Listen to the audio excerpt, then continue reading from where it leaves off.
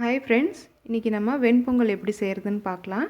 அதுக்கு தேவையான பொருள் 1.5 டம்ளர் பச்சரிசி, 1/2 டம்ளர் பாசிப்பருப்பு, இஞ்சி துருவல் கொஞ்சம், அப்புறம் 1 டீஸ்பூன் சீரகம், அப்புறம் மிளகு, குக்கிங் ஆயில் தேவையான அளவு, உப்பு தேவையான அளவு, 2 பச்சை மிளகாய் இந்த மாதிரி ரவுண்டாக கட் பண்ணி வச்சுருக்கேன்.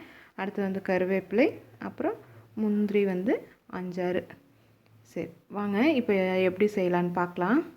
இப்போது அடுப்பில் ஒரு கடாய் வச்சுட்டு கடாய் சூடானதுக்கப்புறம் நம்ம இந்த பாசிப்பருப்பை போட்டு லைட்டாக வறுத்துக்கலாம்.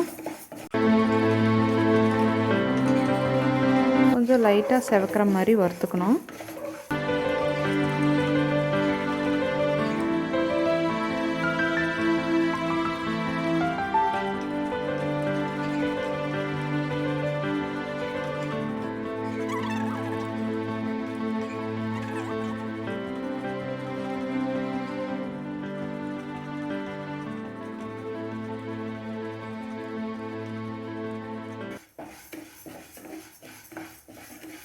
பாருங்கள், லைட்டாக கலர் சேஞ்ச் ஆகிடுச்சு. நம்ம இப்போது அடுப்பு ஆஃப் பண்ணிடலாம். பாருங்கள், இந்த மாதிரி நல்லா ப்ரௌனாக வந்திருக்கு. இப்போ என்ன பண்ணோன்னா, இந்த பருப்பையும் வறுத்து வச்சுருக்க பருப்பையும் பச்சரிசி எடுத்து வச்சுருக்கோம்ல, ரெண்டையுமே நல்லா கழுவி ஒரு 1/2 மணி நேரம் ஊற வச்சு எடுத்து வச்சுக்கணும்.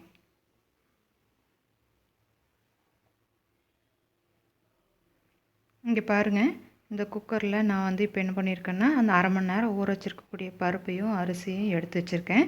இது கூட நம்ம தேவையான அளவு தண்ணியும் உப்பும் சேர்த்து வேக வச்சுக்கலாம். 3 டம்ளர் தண்ணி ஆட் பண்ணியிருக்கேன்.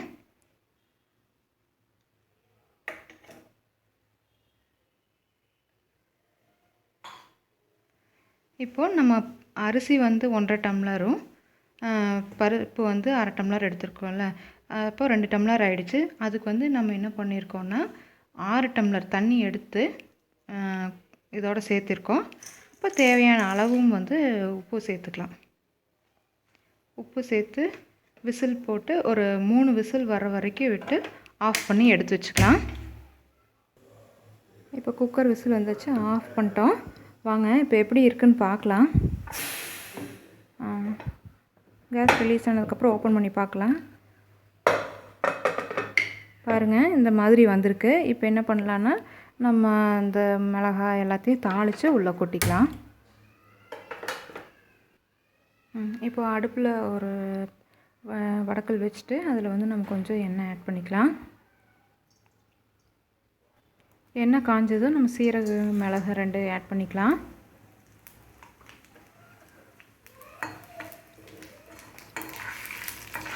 அடுத்து முந்திரி ஆட் பண்ணிக்கலாம்.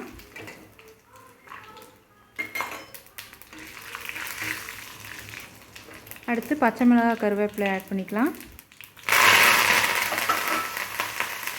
அடுத்து இஞ்சி துருவலை ஆட் பண்ணிக்கலாம்.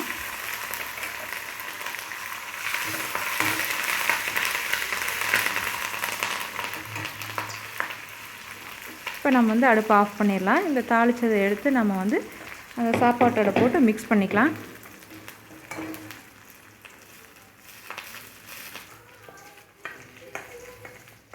நம்ம இப்போ தாளித்ததை எடுத்து இந்த சாப்பாட்டோட நம்ம மிக்ஸ் பண்ணிக்கலாம்.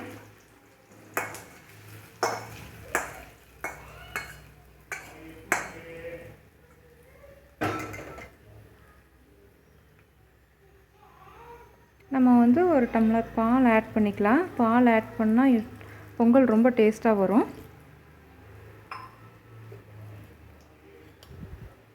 கொஞ்சம் நெய்யும் ஆட் பண்ணிக்கலாம்.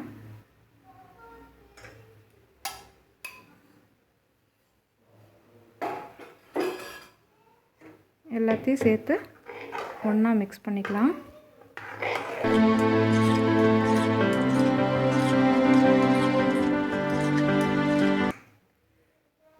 இப்போது நம்ம பொங்கல் ரெடி ஆகிடுச்சு. வாங்க சர்வ் பண்ணலாம். இப்போது நம்ம சூடான பொங்கல் வந்து ரெடி ஆகிடுச்சு. உங்கள் வீட்டில் சாப்பிட்டு பாருங்கள், ஹோட்டல் டேஸ்ட்டே வரும். பயங்கர டேஸ்ட்டாக இருக்கும். அந்த பாலெல்லாம் ஆட் பண்ணி செஞ்சாங்காட்டி நீங்கள் வந்து ட்ரை பண்ணி பாருங்கள். பிடிச்சிருந்தா கமெண்ட் பண்ணுங்கள்.